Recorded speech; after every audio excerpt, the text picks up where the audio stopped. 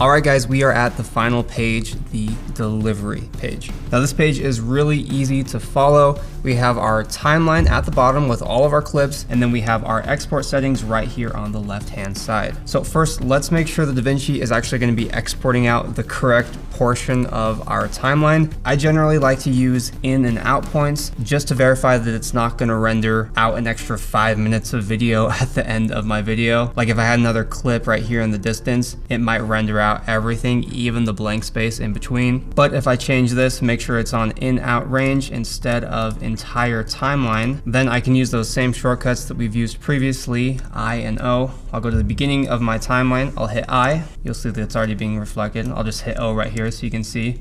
So this marks the in and out point. So if I had in and out range selected and I hit render, it would render out just this portion of the timeline. But I obviously want to render out everything. So I'm gonna go to the end of the video right here. I'm gonna hit my out point and we're good to go. You also want to check that you're not muting any layers that shouldn't be muted. I have this layer muted because it's just the raw audio from our clips. Once that's good, we can jump over to our export settings and adjust those how we need to. First of all, the presets up top, these work great. So if you're uploading to YouTube, for example, I would just hit the YouTube icon and select your resolution. If we're exporting this out for a client and we need a master file, we can pick from any of these master file types right here. I personally like ProRes, although they're all very similar, so you can choose whatever one works best for you. And generally, you're not going to need to make any changes to these presets, but obviously you're more than welcome to. You can also jump back over to custom right here and make some completely custom export settings. You can export it out exactly how you'd like. I also want to point out that you can, in theory, export your timelines to then be edited in Premiere Pro, Final Cut, Avid, and Pro Tools. So if you're collaborating with someone who uses any of those programs, you can then export it out, and these will be timeline XML files. They're not always perfect, so just an FYI, I've saved this project as an XML, and I opened it up inside Premiere, and it actually looks pretty good. So just a handy little feature to know about. All right, so for this video, I'm just gonna hit YouTube 1080p since I'm just gonna be uploading it here to the course anyway. I'm gonna change the name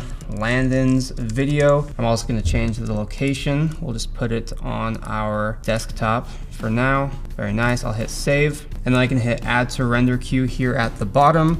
And it'll place it in the top right panel. And this is handy if you have a bunch of separate clips you'd like to render all at once. They'll all show up here in this queue. And then when I'm ready, I'll go ahead and hit render all.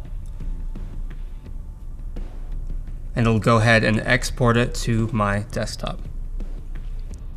All right, guys, that pretty much wraps it up. I'm glad you were able to make it through this section of the course. Trust me, it only gets easier from here. And by the way, I've thrown that video that we just made together down below in case you want to check it out. And as always, if you guys have any further questions, please let me know.